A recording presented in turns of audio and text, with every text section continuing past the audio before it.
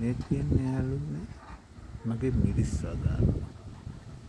මතකද මම ඊට ඉස්සෙල්ලා මේ වීඩියෝ එක දැන් බලන්න ලස්සනයිනේ කරල් ලැබිලා එක්කද පොච්චි 40ක් විතර තියෙනවා. ලස්සනයිද?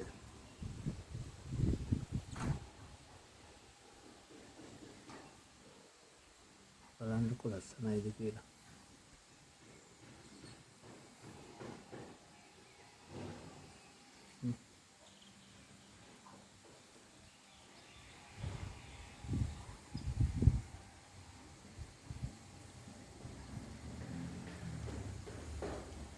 විවේකයෙන් ගෙදර ඉන්න වෙලාවට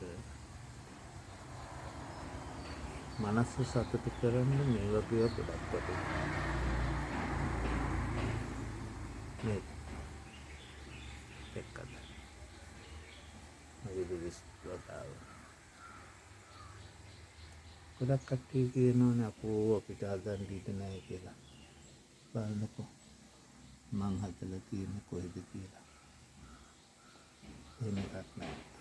වුණා කියනවා නම් කරන්න පුළුවන් නේ. එහෙම නේද?